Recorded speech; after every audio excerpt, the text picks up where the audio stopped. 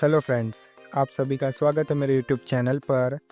आज हम Maharashtra board Hindi medium कक्षा 10वीं की हिंदी कुमार भारती की दूसरी इकाई का 12वां पाठ चलो आज हम दीप जलाएं के स्वाध्याय के प्रश्नोत्तर देखेंगे। तो चलिए स्वाध्याय के प्रश्नोत्तर देखते हैं। स्वाध्याय का पहला प्रश्न है, सूचना के अनुसार कृतियाँ कीजिए का पहला कारण लिखिए। इसका पहला प्रश्न है, हल्दी घाटी पर दीपक जलाने का। इसका कारण है, हल्दी घाटी के भीषण युद्ध में अपने प्राण गंवाने वाले वीरों के प्रति आदर तथा सम्मान व्यक्त करना ही वहां दीपक जलाने का मुख्य कारण है। तथा दूसरा प्रश्न है, कारगिल के शिखरों पर दीपक जलाने का।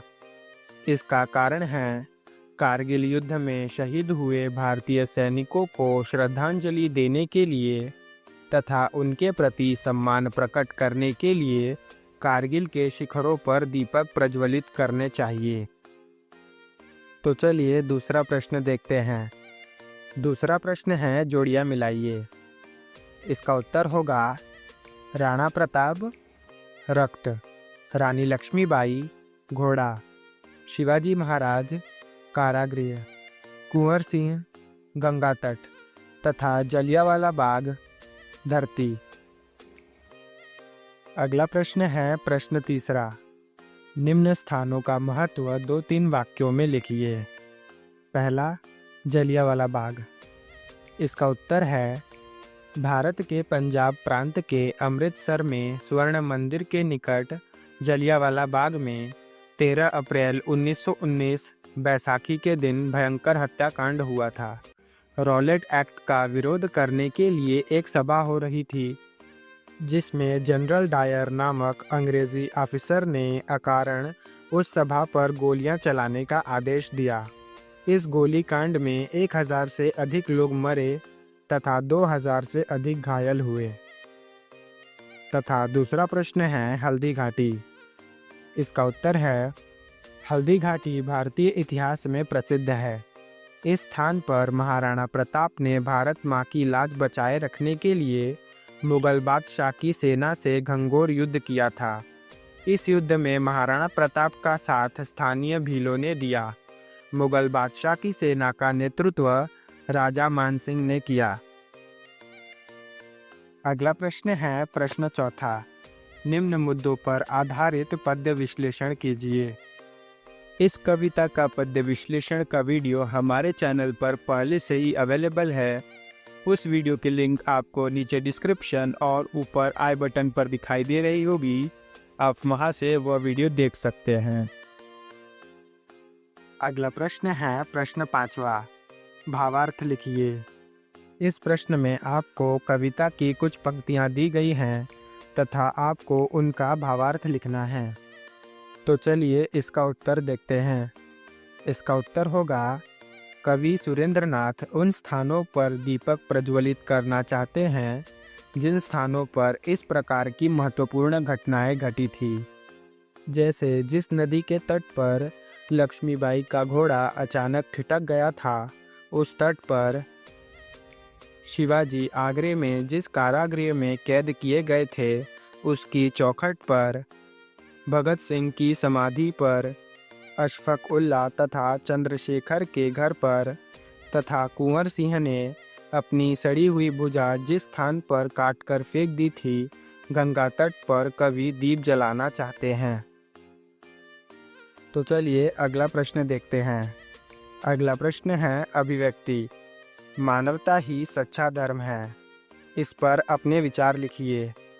यह प्रश्न स्वमत का प्रश्न है, यानी इस प्रश्न में आपको अपने विचार लिखने हैं।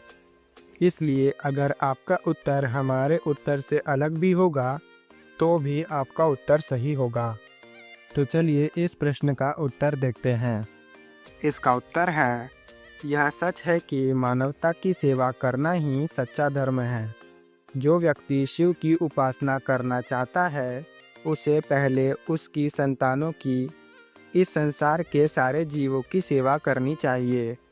शास्त्रों में स्पष्ट रूप से कहा गया है कि जो ईश्वर के संतानों की सेवा करते हैं वे ही भगवान के सबसे बड़े सेवक हैं। स्वार्थहीनता ही धर्म की कसौटी है। जो मानवता की सेवा लाभ की अपेक्षा किए बिना करते हैं वे निश्चित रूप से ईश्वर के अधिक निकट होते हैं। स्वार्थी व्यक्ति तो सेवा में भी लाभ देखते हैं। विभिन्न तीर्थों की यात्रा करने से अच्छा है कि व्यक्ति किसी दुखी पीड़ित मानव की सेवा करे। ईश्वर निश्चित रूप से उसके अधिक निकट होगा। जो भगवान को दीनहीन, दुर्बल में और रोगी में देखता है वही वास्तव में ईश्वर की उपासना करता है। इसलिए यह कहना बिल्कुल सच है कि मानवता ही सच्चा धर्म है। अगला प्रश्न है अपठित पद्यांश। परिच्छेद पढ़कर सूचना के अनुसार कृतियाँ कीजिए। इस प्रश्न में आपको ऐसा परिच्छेद दिया गया है जो कि आपकी पाठ्य पुस्तक में नहीं है तथा आपको इस परिच्छेद को पढ़कर नीचे दिए गए प्रश्नों के उत्तर लिखने हैं। तो चलिए प्रश्न देखते हैं। पहला प्रश्न है संजाल पूर्ण कीजिए। लेखक की दृष्टि से परोपकार के रूप। इसका उत्तर है किसी निर्धन की आर्थिक सहायता करना, किसी को कुमार्ग से हटा देना, किसी भूखे को अन्नदान करना तथा किसी पागल या रोगी की सेवा करना। अगला प्रश्न है प्रश्न दूसरा। वही मनुष्य है जो मनुष्य के लिए मरे। इस पंक्ति का तात्पर्य लिखिए। इसका उत्तर है परोपकार ही मानवता है। जैसे कि मैथिली शरण गुप्त ने लिखा है कि वही मनुष्य है जो मनुष्य के लिए मरे। कवि उसी व्यक्ति को मनुष्य मानने के लिए तैयार है जो किसी अन्य व्यक्ति के लिए अपना जीवन भी देने के लिए तत्पर हो। जो व्यक्ति केवल अपने सुख दुख के बारे में सोचता है वह पशुवत कार्य करता है। अगला प्रश्न है प्रश्न तीसरे का पहला। वचन परिवर्तन कीजिए। पहला चिंता। इसका वचन परिवर्तन होगा चिंताएं। तथा दूसरा शब्द है भूखे जिसका वचन परिवर्तन होगा भूखा। तथा दूसरा प्रश्न है निम्न शब्दों के लिंग पहचानिए।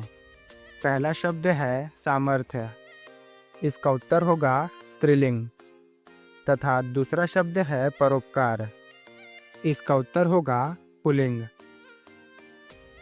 तो चलिए इस पाठ का आखिरी प्रश्न देखते हैं जो कि है प्रश्न चौथा।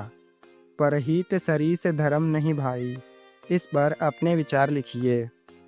इसका उत्तर अभी आपको स्क्रीन पर दिखाई दे रहा होगा। आप वीडियो को पॉज करके उसे लिख लीजिए। इसी के साथ इस लेसन के सभी प्रश्न यहीं समाप्त होते हैं। अगर आपको ये वीडियो पसंद आया हो तो वीडियो को लाइक कीजिए और हिंदी कुमार भारती के आगे के सभी पाठों के प्रश्न उत्तर की वीडियो अगर आपको चाहिए तो चैनल को सब्सक्राइब करके बेल आइकन को ऑन कर दीजिए ताकि आपको आने वाली सभी वीडियो की नोटिफिकेशन तुरंत मिल जाए।